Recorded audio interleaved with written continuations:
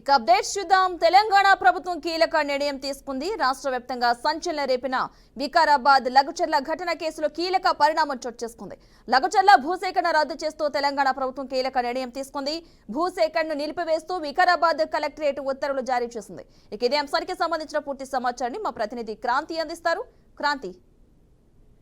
Right Padma, ఏదైతే లగచర్ల విషయంలో చూసుకుంటే అయితే ఇటు రెండు తెలుగు రాష్ట్రాలతో పాటు మాత్రం చూసుకుంటే దేశవ్యాప్తంగా సంచలన విషయం తెలిసింది. అయితే ఒక కలెక్టర్పై చేసిన దాడికి చూసుకున్నా కూడా లేదంటే ఇతరుల అంటే తాండా ప్రజలు కావచ్చు లేదంటే గిరిజన ప్రజలను దాడి చేశారంటూ కూడా ఎన్నో పుకార్లు రావడంతో మాత్రం దీనిపై దేశవ్యాప్తంగా మాత్రం వార్తలలో వెలుగులోకి వచ్చింది. అయితే ఇదే అంశంలో వికారాబాద్ కలెక్టర్ ఈరోజు అక్కడి ఉన్న ఏదైతే ఇండస్ట్రియల్ కారిడార్ భూసేకరణలో మాత్రం సేకరిస్తున్న ఈ 5 మన గ్రామాల నుంచి తీసుకునే ల్యాండ్ మొత్తాన్ని కూడా మొత్తం ఏదైతే ఈ ఫార్మా కంపెనీకి తీసుకుంటున్న ల్యాండ్ మొత్తం మాత్రం దీనిపై ఈ జీవో ఆపివేస్తూ మాత్రం ఈరోజు ఉత్తర్వులు అయితే జారీ చేశారు. ఎట్టకేలకు ఎందుకంటే ఇటు బీఆర్ఎస్ పార్టీకి కావచ్చు లేదంటే కాంగ్రెస్ పార్టీకి రెండు వర్గాలుగా, ఎందుకంటే ప్రస్తుతం ఉన్న సీఎం రేవంత్ రెడ్డి సొంత నియోజకవర్గంలో కూడా ప్రజలు తిరుగుబాటు చేశారంటూ కూడా రాజకీయంలో మాత్రం చాలా ఉద్రిక్తగా వాతావరణం నెలకొంది. అయితే ఇప్పటికీ కూడా చూసుకున్నా అక్కడ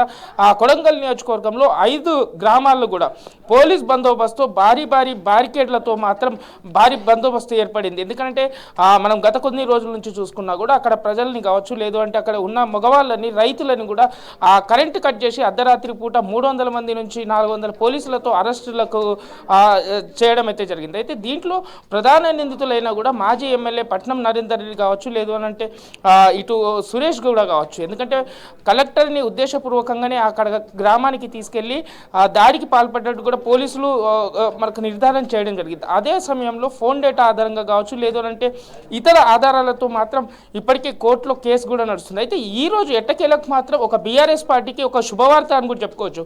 ఎందుకంటే ఈరోజు ఉదయం పట్నం నరేందర్కు ఇదే విషయంలో దాదాపుగా 3 కేసులు అంటే 3 ఎఫ్ఐఆర్లు ఫైల్ చేయడంతో దాంట్లో మిగతా 2 ఎఫ్ఐఆర్లను కూడా తెలంగాణ హైకోర్టు 2 కేసులను కొట్టివేస్తూ ఒక కేసు, ఎందుకంటే ఒక ఘటనలో మాత్రం సంఘటనలలో ఒకటే ఎఫ్ఐఆర్ ఉండాలి, 3 రకరకాలు ఎలా చేస్తారంటూ కూడా, ఎందుకంటే గతంలో సుప్రీంకోర్టు ఇచ్చిన ఆదేశాల మేరకు ఈ 2 కేసులను కొట్టివేస్తూ ఒక కేసుని మాత్రమే తీసుకుంది. అదే దాంతోపాటు మధ్యాహ్నం తర్వాత వికారాబాద్ కలెక్టర్ అక్కడ భూసేకరణ మాత్రం అది రద్దు చేస్తూ మరోసారి, ఎందుకంటే వాళ్ళ భూములు అక్కడే ఉంటాయని కూడా చెప్పడంతో అక్కడ గ్రామస్తులు కావచ్చు లేదు అంటే తాండా లగచర్ల గ్రామంలో కొడంగల్ నియోజకవర్గం అంతా సంతోషంగా వ్యక్తం కూడా చేస్తుందని కూడా చెప్పుకోవచ్చు. పద్మ.